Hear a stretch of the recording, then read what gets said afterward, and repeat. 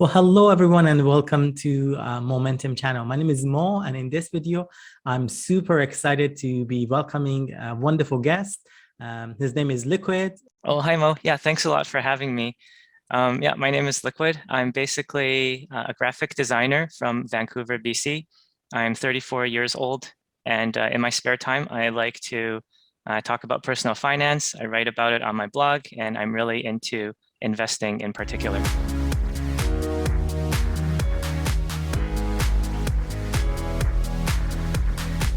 Success always leaves clues. If you find other people that are the best at what they do in those particular fields, you can basically mimic their strategies, follow their mental models, think like they do. I would say one of the most fundamental things about finances is not actually about the money, but it's more about knowing who you are.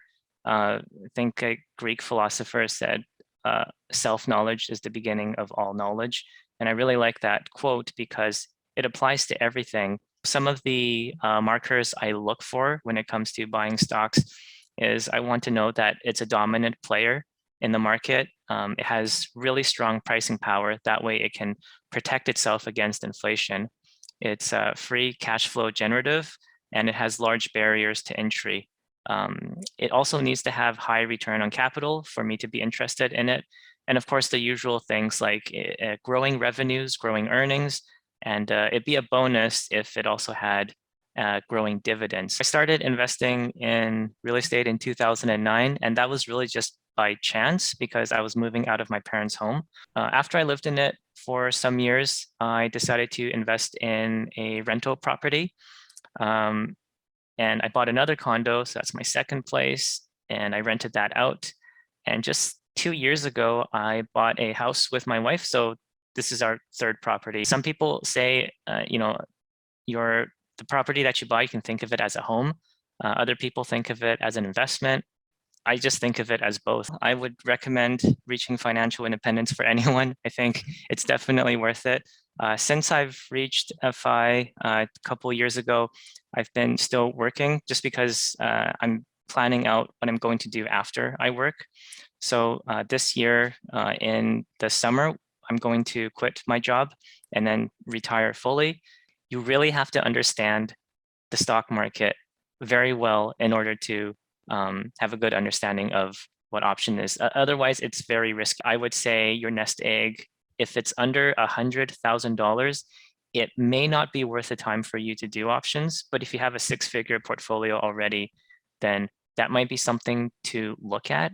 Cryptocurrencies, I have some Bitcoin and Ethereum and a little bit of altcoin.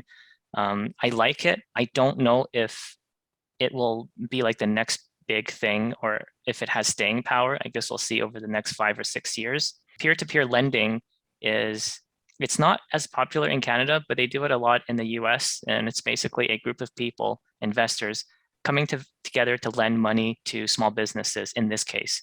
Track your investments, adopt right habits, follow positive mental models, think in first principles, consider the bigger picture, and think about how you can use the 80-20 rule in your life on an everyday basis. When people switch from one company to another, on average, they get like a 10 or 20% wage increase just by doing that, even if they don't have any like extra skills or expertise in anything. Like, how do you become better at thinking is you get different perspectives. And the way you do that is you try out different things and you stretch your mind, you stretch your ideas in places that you haven't gone to before. If you think you have everything that you'll ever need, if you think you know everything that you'll ever need, you're going to be left behind.